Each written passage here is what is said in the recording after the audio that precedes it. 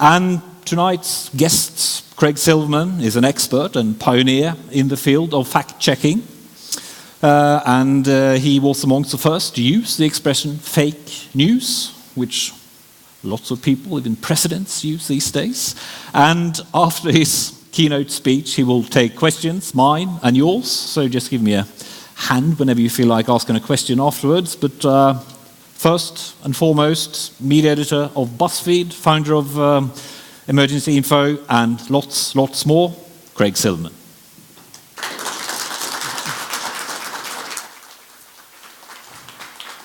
Thank you so much. It's wonderful to be here. This is my first time in Norway. I'm grateful for being brought in and to have a chance to talk about some of the things that myself and the small team that works with me out of our office in Toronto have been finding and seeing, and hopefully some lessons that you can apply in your newsrooms as well.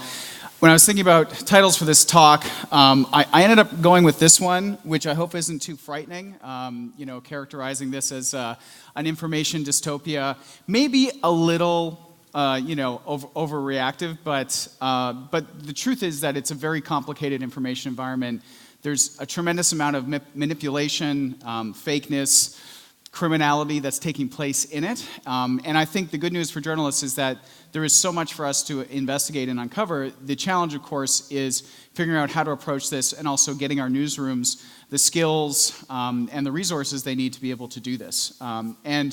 And the truth is that sometimes, just as much as we're trying to kind of make things better by fact-checking, by debunking things, sometimes we can contribute to making things go a little more viral and to being misrepresented for the public more than we would like. And that's kind of the example I wanted to start with here. Have you seen this horrible image before? Okay, so Momo made her way to Norway. That's not surprising, but sad, right? So this is one. This was an art project, and just look away if you want. You don't have to stare at it the whole time. But obviously, this is a Facebook post, and it's from a police office in Northern Ireland. And so, if you look at the post and you see what it says there, they're saying, this is a creature called Momo. They say it's part of a suicide game. And they say that it seems to also potentially be connected to hackers trying to steal personal information, maybe from children. So a pretty alarming post. I'm sure that the more than 1,000 shares is maybe a record for the Facebook page from this particular small police office in Northern Ireland. And from here, from this one Facebook post from a seemingly official source, we started to get a lot of media coverage. And again, maybe it seems like it made it here. So here's BBC News prominently citing that police Facebook post saying, police have issued a warning about this. And pretty soon, everybody is piling on in the press. And so it was really widely covered in the English language press. CBS News in the US is there. We see the Daily Mail, which is one of the biggest English language online websites in the world. CTV News, that's us in Canada. So it rocketed around, tons of coverage, and really raising the alarm, saying that kids are watching videos where this character, Momo, tells them to hurt themselves, to kill themselves, warnings that maybe they're trying to steal information from children. So you can imagine a parent's reaction to that, seeing legitimate media and police warning about this game that might cause your child to hurt themselves. And it even got to the point where Kim Kardashian talked about it. And that's when it's serious news, when Kim Kardashian puts her massive Instagram following awareness on it. I mean, that really is something that generates a lot of awareness. And the interesting thing about this is, then things start to change. So we have like 2 or 3 days of this coverage of watch out, there's this thing, it's dangerous, children are being hurt, they might be committing suicide, please watch out for it. And then the next phase of the story is everybody like, no, it's a hoax. And the truth was really somewhere in between. The truth was that there was no widespread panic of children harming themselves, of them killing themselves. There were a couple of incidents of kids who claimed that they had seen this character pop up and scare them, and some kids who claimed that maybe they had hurt themselves in other parts of the world and maybe connected to it. But it was not a widespread epidemic. It was not what it portrayed to be initially. And so then we have people kind of coming in and saying, no, the whole thing is a hoax. But at that point, is it really a hoax? Because at that point, you had tremendous amounts of media coverage, people seeing this horrifying image and being terrified by it. So in that way, the media is actually pushing it out there. And perhaps as a result of the media coverage, you had people now uploading videos to YouTube where they would take a children's cartoon, splice in some images of Momo saying horrible things to them, and then go back to the children's cartoon. And those started actually appearing on YouTube at that point. So then it became actually a real scenario where things were happening. And so you had some media saying, watch out, there's this horrible thing. You had some saying, no, the whole thing's it's a hoax. If you remember that original BBC News story, originally it had the police post prominently. Then they decided to just sort of change it. Now it was a freaky game described as a hoax. So completely walking back what had originally been there. And at the bottom of that article was this sort of small correction here. Originally published on February 26th, been updated to reflect that fact checkers now say that aspects of the Momo story is a hoax. So we go from, completely something police are warning about to a hoax, to a correction that's saying, some aspects of it might be a hoax, tucked in at the bottom. And some people saw this and sort of called out BBC and were like, wait a second, I learned about this hoax from you reporting it as a real thing initially, and now you're telling me that it's a hoax.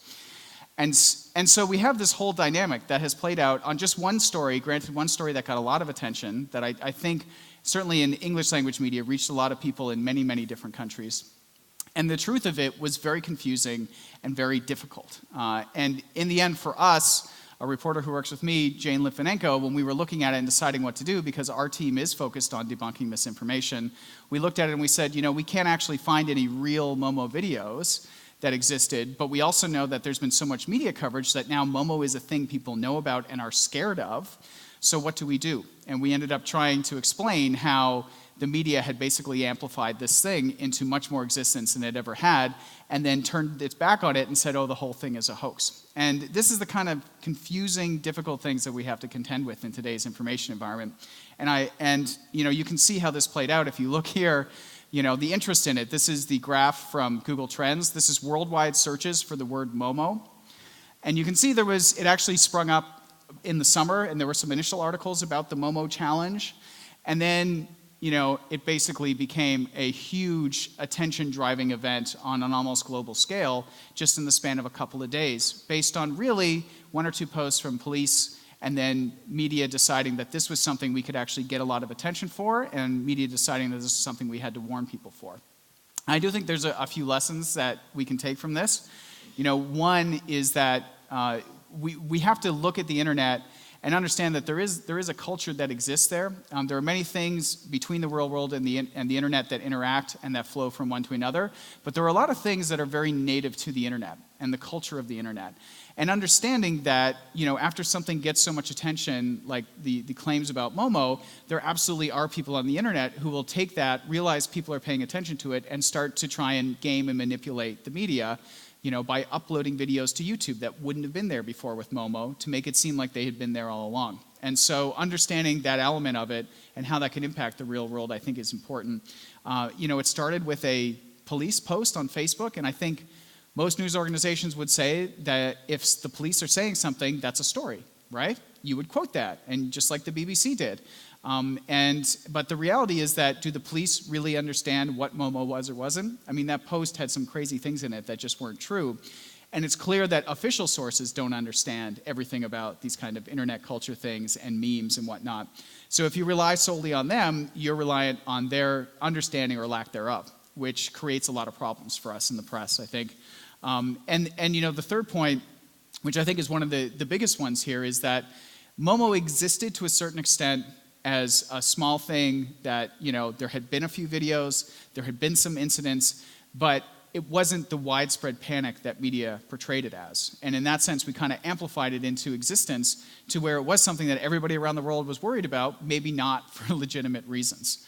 For us on our team, you want to be able to deal with clarity of true and false, but a lot of stuff is in that gray area. And the story, we couldn't do the story saying Momo is 100% true, and we couldn't do the story saying Momo is 100% false. We had to do something where we tried to untangle everything that had happened.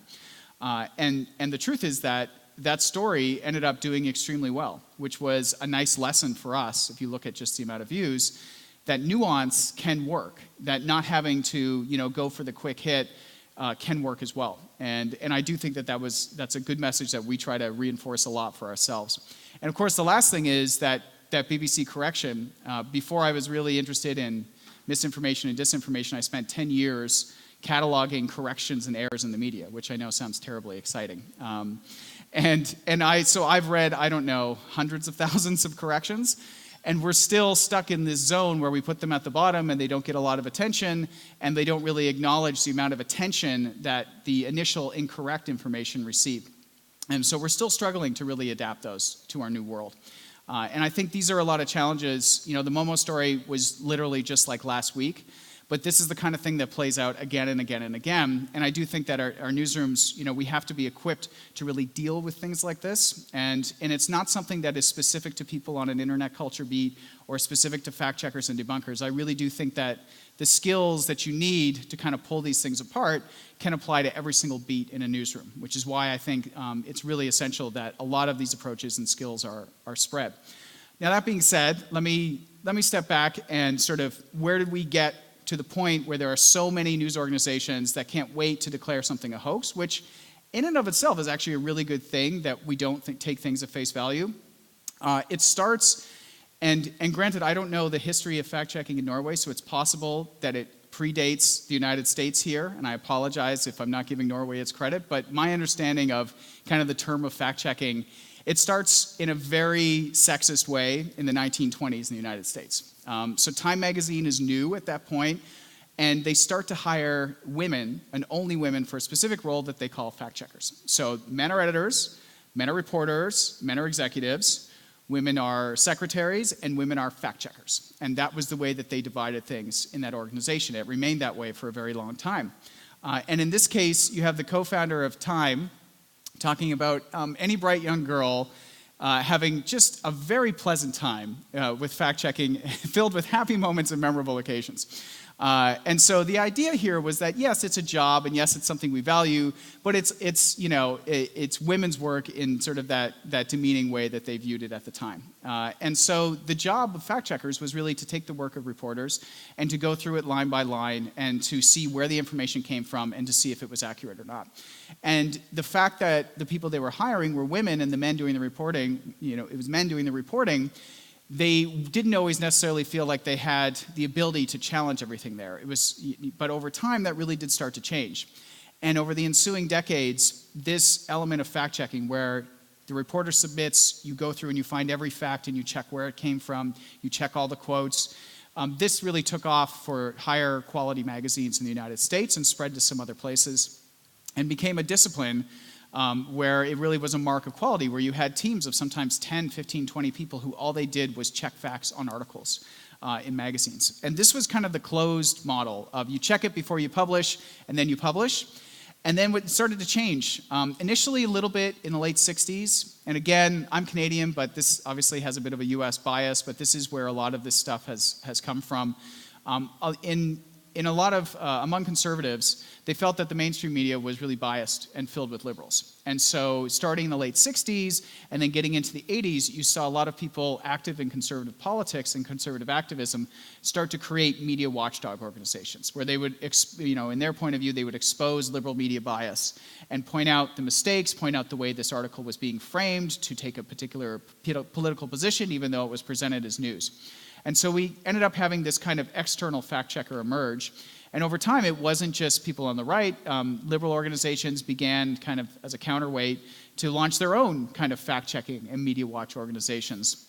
And it wasn't really until the 90s where you had factcheck.org and then later PolitiFact emerged, where journalists decided to say, hey, maybe we should actually create these things called fact checkers. And this was different from the magazine ones, of course, because instead of checking something before you published it, they were checking the statements of public figures, politicians, they were checking the claims in campaign ads, publicly available information, typically related to politics. And from there, where we are today is pretty remarkable.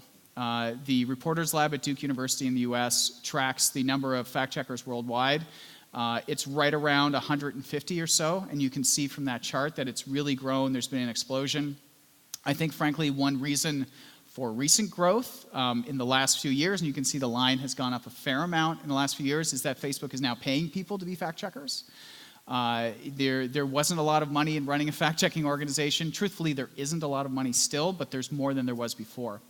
And because Facebook is now trying to reduce the amount of false information spreading, they are paying fact-checkers around the world to go out, to identify false things, to report that to Facebook so Facebook can reduce its spread. And you do have one partner here in Norway who's working with Facebook, but they're in, I think, more than 30 countries around the world now.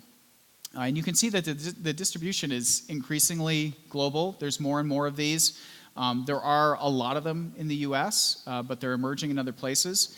And the other side of this is kind of the work that I sort of fit more into, which is, described often as debunking, or sometimes described as OSINT, which stands for open source intelligence or open source investigations, where you're taking material that has been put out there and published that is often spreading on the internet or coming from official sources at times, and you're checking it to see if that claim about Momo is true or not. And over time, we've seen a lot of these emerge. Bellingcat is probably the most famous. This is an organization started by Elliot Higgins, which investigates using open source materials such as maps and social media information to try and figure out things such as who were the people that went and poisoned the Skripals in Britain not too long ago. You also see stopfake.org, which started up in Ukraine after the annexation of Crimea to fact-check disinformation coming from Russian sources. And the one here on the bottom is actually the one that I ran in 2014 during a research project where we would identify claims that were not necessarily true, not necessarily false, but were spreading and being reported by news websites. And we would follow this rumor over time, and we'd see where it ended up. We'd see how many social shares it got, how many organizations covered it, how they described this rumor. Did they treat it as true or treat it as false? And you can see, sometimes something was never really fully true or never really fully false. Sometimes it was clear to make that. And over time, I think these two disciplines are really starting to converge. But I also think that both of them, to the point earlier, need to be integrated into newsrooms that don't have to be standalone things. I mean, we have a bit of a standalone team in BuzzFeed, but we've worked to integrate these kinds of skills and approaches throughout the organization. There are people doing fact-checking and debunking work who are not necessarily tied to a dedicated fact-checking organization, and these are good things. And I think this reflects this slide here. This was from the former head of the International Fact Checkers Network, which is who Facebook works to find fact-checkers, where he sort of separated the two out. So he said fact-checking, claims of public relevance, looking in, databases, sources, government, official recordings, the verification work, things that are spreading out there, claims that are spreading, and using a variety of verification techniques. And in the middle is where sort of I sit and a lot of other people sit. And over there in the corner is what it used to look like. So that's what a magazine article would look like at Time magazine when a fact checker got a hold of it. They would highlight every quote, every claim, everything that was a verifiable fact, and then go through and try to find that, using, in some ways, the notes and information provided by a reporter, but in some ways, what they could find on their own. And I think we're seeing this stuff grow for a variety of reasons. I think overall it's a positive thing, and there are a few things that are driving it. One is dissatisfaction with political coverage. A lot of people criticize political coverage for being horse race coverage, who's up, who's down, who's in, who's out, rather than substantively looking at, well, what are they saying, and what relation does this have to economic reality or other realities? And so fact-checking was a way, I think, of going in and saying, well, we're going to put aside the polls, and we're actually going to look at what politicians are saying and the claims that they're making, and the information that people are receiving through political ads and other venues. The other thing we're dealing with is a massive amount of information. It's coming to us, from the traditional media, of course, but also we see just insane amounts of information on social platforms and on websites and elsewhere on the internet. And for people to actually make their way through that, it's not an inherent skill that all of us have. It's really a new environment. Having your phone and opening Facebook and seeing a wide variety of things from different sources, some shared by friends, some from pages you follow, all mixed together, we're not used to processing information that way. And so skilling up and doing these initiatives of actually trying to help people navigate that is definitely something that is motivating a lot of the folks involved in this, and I think it's something that more and more news organizations are taking on. We also have some really, frankly, messed up incentives in the online world. And I work at BuzzFeed, a place that didn't do news for a very long time, that was known for viral, cat stories and GIFs and quizzes, and we still have a very large team that does all of those things. And so, the incentives of if all you care about is traffic, usually you tend to be pushed towards stuff that is in that gray zone between true and false, is what we saw in our research where, oh, this claim is really remarkable, it's really out there, it's about a big celebrity, let's get it up on our site as soon as possible. And so that initial desire, and frankly, I think that drove a little bit of, oh, there's a police post about this Momo thing that looks crazy, let's get a post up about it right away, was a factor in that. So the incentives can kind of be a little bit difficult, but just at BuzzFeed, where we didn't have any news, and all of a sudden we had to create news and a culture of verification and a culture of reporting, where that hadn't existed for a long time. That's been an ongoing project for more than 6 years now, and in some cases it can be difficult to sort of change the mindsets and approaches, and you have to find new things to value in order to get past this. And the last thing, which I want to dive into a little bit more, is the weaponization of so many of these things. In particular, how easy it is to manipulate our media environment, how much journalists and journalism itself is being targeted as a result of this, and we need to be aware of that. And of course, the emergence of online information operations, where you have state-sponsored actors or other people who are actively, in a coordinated, often well-funded way, trying to pollute the information stream and change people's minds, and using, oftentimes, very manipulative tactics. So that's sort of, why this stuff has arisen. I think there's a lot that we're trying to respond to, but there's, frankly, still a lot of more work to be done within newsrooms on this. And I think one of the things that is one of the biggest barriers I see in a lot of newsrooms, aside from sometimes some of the skills around this, although I'll say that traditional reporting techniques will never go out of style, it's built on top of those, is really understanding the way people are exploiting our media environment. And so the first thing of that is to understand the complexity of a wide range of information that might be true or might be fully false. And this is a great guide to it from a really good organization called First Draft, which, by the way, have a free verification course. If you're looking for something to share in your newsroom, I recommend that. This just gives you a range of the different kinds of misinformation, meaning stuff that wasn't necessarily intended to be false, but ends up being, misappropriated or misleading in some way, and disinformation, deliberately false or misleading material. And you can go all the way from, something that was created to be satire that is completely misinterpreted by people, like a Snopes article, like an Onion article, and they take it as true, or they manipulate it to make it seem like it's true, all the way over to people who are 100% just making stuff up, trying to deceive people. And understanding intention can be really difficult when all you're seeing is the content, but it's also really important to understand why someone is doing something, and to understand that, no, this was just a person who genuinely thought it was true.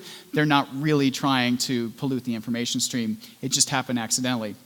And to give you a sense of that, so these are kind of two things that are very much the same. They're both, very anti-Clinton content. They both contain totally false claims related to them, but they were created with completely different motivations from completely different sources. And if you look at these things on Facebook, they're really going to look the same. They're going to be problematic in some ways, but really different in others. So this one over here is a Facebook page that was created by two Americans who ended up being paid by Russia to do, a Facebook page, to do live streams, to do stuff that was largely, anti-Hillary Clinton content. So that was part of the larger sort of Russian information operation in 2016. And then over here, these are examples of stories that I found when I was investigating the kind of, as people call them, the fake news farms of Macedonia. So a week before Election Day in 2016, myself and Lawrence Alexander, a researcher, published a story showing that in a small town in Macedonia, teens and young men were making a lot of money, especially compared to what their parents were earning in Macedonia, from running US political websites that were largely trafficked in very misleading and sometimes outright false information.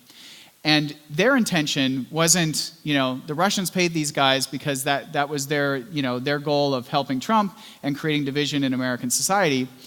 These guys didn't understand even what these articles were a lot of the time, didn't care who won or lost. They cared what performed best on Facebook, because that sent the traffic that earned them money. But at the end of the day, they looked the same. And understanding this and being able to navigate this and being able to tell our audience what's going on here, I think is really, really important.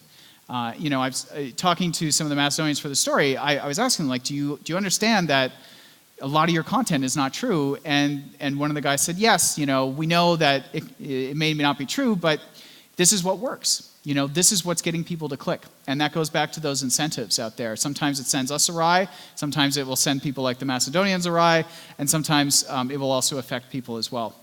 And so we have these different actors who end up doing the same kinds of things. Then there are different strategies when it comes to the media environment as well. China absolutely exercises tremendous censorship on the internet as a whole. In some cases, it's very active censorship of telling people what they can and can't put up, sending lists of words to the relevant social networks of what can and can't be out there. But a lot of time it's just creating an environment where the social networks and app companies and others in China will just make sure to keep anything potentially controversial off. So there's a culture of censorship. But the most interesting thing was this report from 2017, to me, was when there were discussions on social media and websites in China that the government was not happy with. They were topics that they were uncomfortable with. Yes, there would be censorship, but what they would also do is they would engage huge numbers of people to flood these platforms with content completely unrelated to that. The equivalent of throwing cat gifs in people's faces so they stop paying attention to politics. So it was an element of manipulation by mass distraction, which was documented by researchers at Harvard and Stanford. And so you have different governments, different entities taking different approaches in order to manipulate the environment and what people are actually seeing and taking in. There's also a lot that goes on behind the scenes. And this is one of the biggest things that I think us in media need to understand, is that the publicly available information that you encounter on social networks, on websites, can often be the result of privately coordinated campaigns. So this here is a screenshot taken in a private chat room on a platform called Discord, which is mainly used by gamers, but has increasingly been adopted mainly by kind of right-wing and far-right people to kind of plan campaigns. So what we have here are Trump supporters trying to coordinate French supporters of the far-right candidate there in order to create memes, create false narratives, and push their candidate to victory. So we have international coordination of kind of trolls who are using private platforms in order to coordinate what they're going to put on the public platforms. And if all we think about is what's publicly available, and we don't think about how it got there and why it was created and who's behind it, then of course we're going to think it's organic and genuine when in fact it's part of a coordinated campaign. And these, it's just layers of complexity that can be piled on top of each other. This is my favorite example. Are you enjoying this beautiful photo? 1,500 people liked it. My favorite comment is, I like the colors used for this photo. So what's going on here? I mean, the easy answer I'm sure a lot of us will come to is like, oh, well, these can't be real likes. This must be bots or something like that. And that's only partly true. So what's going on here is that if you were to look at the accounts that had liked it and the accounts that had made those comments, you would look at their photos, you'd see, are they on other platforms? I'm doing a workshop tomorrow, we talk about the ways of investigating accounts. And like 100% of these, you look at them and be like, well, this is a real person and this is a real account, so why are they leaving that comment on just a black square? And the answer is that these real people were enticed by an offer of a financial reward to hand over their login credentials for their real verified, or not necessarily verified, but their real Instagram account to a service, which then someone like my colleague could go create an Instagram account called Viral Hippo, upload a black square, and then pay that service to get 1,500 plus likes from real, honest Instagram accounts. So to kind of sum that up, you have humans on Instagram with real accounts being turned into bots. And then the second piece here is it's not just about making that post look popular, it's about telling the algorithms at Instagram, this post from Craig or from Viral Hippo is getting way more likes and comments than he usually does. You should show this to more people. So they understand that the system here is going to see what posts of yours are getting more attention and then kind of pour gasoline on that so more people will see it. And so it's humans being turned into bots in order to trigger algorithms, which will then make that shown to more people, which will get more human attention on it. And these are the mechanics that, that company understood and could sell that as a service to people who understood that that would get them more attention, would help them grow their account, and potentially, get them sponsored content deals. So this is kind of, this is why I put information dystopia in the title of the talk, because we get into this world. Last example in the wonderful Torah through manipulation are these people. Do you recognize any of these people? I'm guessing not, because they're all generated by artificial intelligence. So none of these people actually exist. These are faces that artificial intelligence trained on photos of actual human beings have auto-generated. So this is a computer coming up with, faces of humans. It's best guess. And they're pretty good, right? I mean, if you look at it at a first glance, they look like they're probably real humans. So we not only have the elements of kind of manipulation and gaming, we not only have people thinking about how do I make an algorithm think this is popular so more people will see it, we also literally have the ability to create 100% synthetic media now. And there's also opportunities to do this for generating audio that sounds like a real person, for putting words literally in someone's mouth in a video. The good news is that there are ways to kind of detect this stuff. I'll show you, talk about that in a second. The good news is that some of the scientists creating things like this also realize maybe we should also think about how to create an algorithm to detect AI-generated faces, which is, a big relief that they're actually thinking about that. But still, we need to be aware of these things. We need to be equipped in our newsrooms to deal with them, and then to guide people in the public to make sure we're not getting it wrong and to help them navigate this world. It's really complicated. The other thing that's absolutely true about this information environment is that journalists and media organizations themselves are being targeted. And it takes a couple of different, forms. One being this. So this is a guy who runs Identity Europa, which is a virulently, racist, anti-Semitic, anti-immigrant group. And so he tweeted a photo a little while ago in November saying, all right, we're at the White House. So this set off alarm bells for a lot of reporters who know what this group is. If the White House actually invited this guy to come there, that's an insane endorsement for this group. And so you had people who called the White House, reporters doing their job. And so what the reporters learned was that he wasn't invited to the White House, he bought a ticket to a public tour. But he sends out this post to make it look like he's been invited to the White House, to get media to respond, to get people to like it, to retweet it, to share it, to create the impression maybe that he's been invited to the White House. And then after people publish stories and tweets saying he wasn't invited to the White House, he was just there on a public tour, this is kind of pathetic, he then tried to flip that and say, see, I got you. This was me making you think that, and then I caught you, and I got all these media people. And so for him, at the end of the day, he kind of wins either way. And you can see what he says down here. This couldn't have turned out more fantastically. The left, faux conservatives, and mainstream media all fell for it, just as planned. Now, I don't know that he actually planned it that way, but he's going to take credit for having planned it that way, right?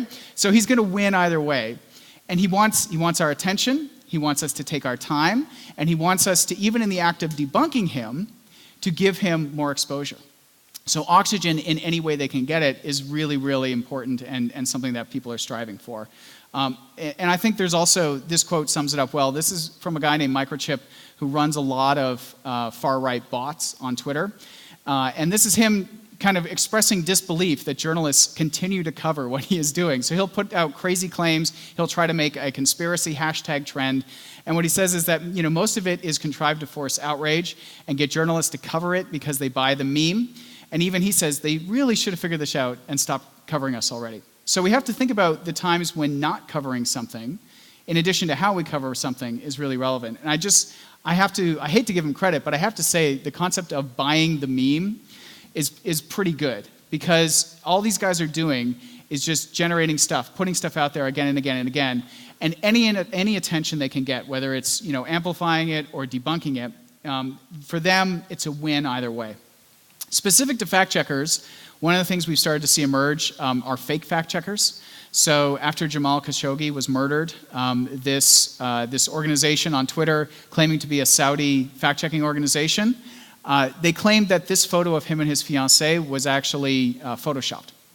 So they put, which is not true, but they were trying to muddy the waters and really hurt her credibility as somebody talking about the fact that he had been murdered.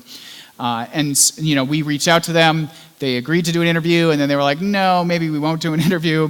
And so they were just out there trying to create noise, trying to muddy the waters. PolitiFact saw something happen to them recently.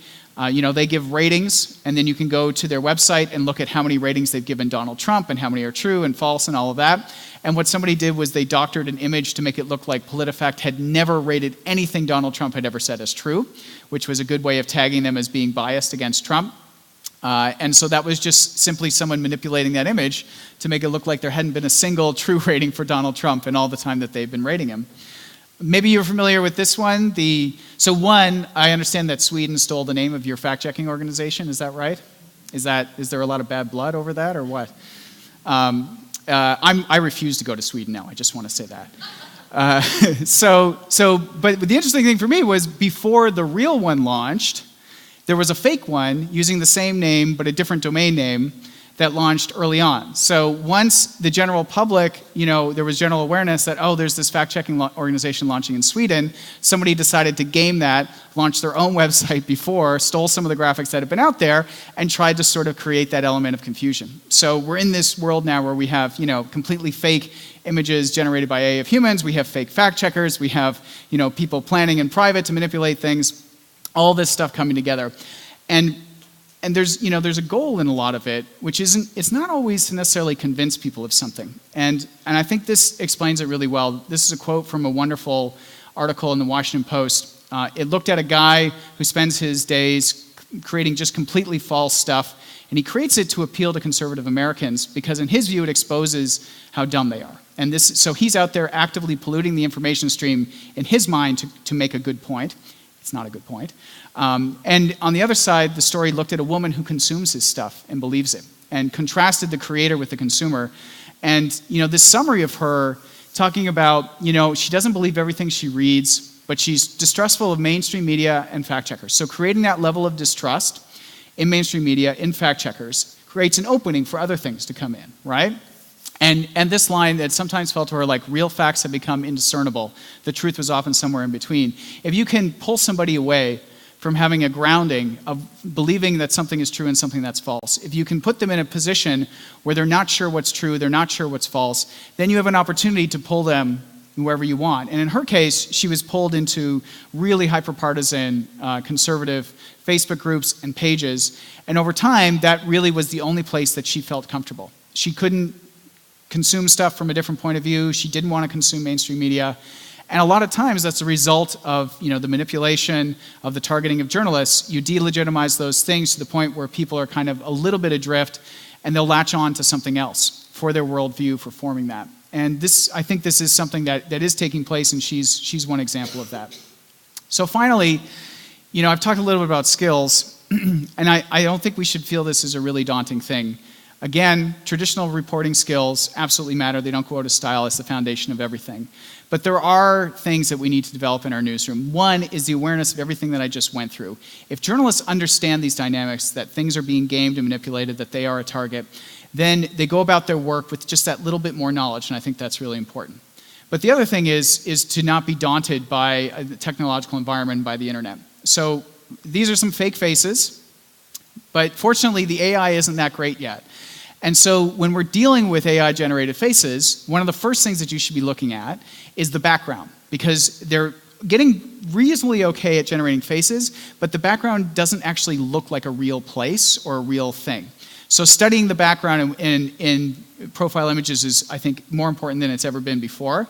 But also you can see here that the algorithm is not very good. Like here we have this intricate earring, and then over here it's just like not there. So things that have a lot of detail, that are intricate, specific things like eye color, specific things like ear shape and eye shape, AI is still not great at generating those things. So we have a little bit, without needing the kind of debunking algorithm, just our human attention and the scrutiny that we can give is good. So you can see sort of malformed eyes. Some humans have eyes of different colors, but it's not that common, so that would be something that you would want to look more closely at. So again, we can do stuff without needing to suddenly create AI on our own to defeat this stuff.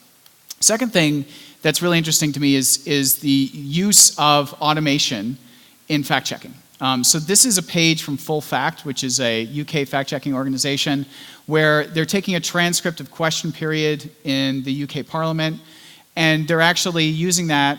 They're grabbing the transcript and then checking against the database of facts of things that they have fact-checked in the past to do a real-time comparison. We're not 100% there yet with fully automated fact-checking and real-time fact-checking, but there are really good projects that are actually moving this along. And so thinking about how the work that you do on a daily basis can be turned into a data set that could then be used to do some automation, this is a really encouraging thing that we're seeing in newsrooms. And if we accept that information abundance is one of the reasons why we're trying to do all this work and is a challenge, then we also accept that automation probably has a role because humans just can't get to everything. I mean, that's one of the problems with Facebook's fact-checking program. There is just too much stuff for all the fact-checkers they're paying to get to it. And last couple of things, I do think experimenting with formats and approaches is really important and a useful thing. So a shout out to your fact-checking organization here. I think the different color coding, the ability to embed fact checks, to reach more people, to cooperate so that it can be widely across the media. These are all good things, and we should be thinking about the formats and approaches. This is one thing that we do. So because BuzzFeed does do quizzes, we in news will often think about when a quiz is a useful way to get some information across. And so for almost 3 years now, we have done a weekly fake news quiz, usually with about 7 questions, some real stuff, some genuinely fake stories that have circulated. And we've done that every week now for almost 3 years. And our audience who like quizzes, they like doing a fake news quiz. And it will tell them that maybe something you saw this week that you thought was true wasn't. And we've since taken that quiz from our website and we've adapted it to a weekly fake news quiz on our Instagram account. And this has been one of the best performing things on the entire BuzzFeed News Instagram account. You know, again, it's native to the environment. Instagram enables you to do these kind of poll questions. The features are there. And we're reaching people who wouldn't otherwise necessarily have read the debunkings on a website for these things. And so thinking about that, reaching people where they are, of taking the information and packaging it in ways that can still be effective, while not undermining your credibility, obviously, I think those are important things. And on that final note, this is sort of the Bible that we talk about on our team. And it's not specific techniques or specific tools, although what I've given you here, if you can see that, it's bit.ly/verification tools and tips. That is a link to a public Google Doc that I maintain where I list all of the kind of tools and things. All of these have at least a free version if are not completely free. And they're organized into groups of different tools that you can use them for. So this is a place that you can share, something you can share in your newsroom. Somebody's trying to figure out if a Twitter account is real or not. There are some tools to assist you with investigating that account. So that's one thing is, share and spread these things and learn them in newsrooms. And tomorrow for 3 hours, we're going to be going through these things in detail. But there's like some larger pieces here. One being, I do think we have to take the internet seriously. And on one level, at BuzzFeed, that means taking the ridiculous things on the internet seriously. But the fact that we do that means we sort of understand where things are coming from. We understand communities on the internet. We understand how information is flowing. And then we can apply that to more serious things. So not treating the internet as just a place where copy gets uploaded to, but understanding that it is an environment that is having a great impact on our world, and investigating that is really important. As I've said a couple of times, the foundation is traditional reporting techniques. There's no fancy new thing. None of these tools on their own are going to make you a better reporter or get you a story right away. You still have to talk to people. You still have to go out and do the research you've always done. And so that's a fundamental in the approach that we do. But we do use tools. And the frustration is that most of them aren't built for journalists. So we use tools that are made for marketers, that are made for security researchers, for recruiters, to help us investigate social platforms, to help us see where information is flowing and understand those things. And so we're constantly on the hunt for things that we can use to assist in reporting. They don't magically create a story on their own, but they're things that can help us do the work. And then one of the final things that I think is tremendously important is you don't want to just have a specialized team of, there's Joan, she's our sort of internet guru, our fact-checking guru.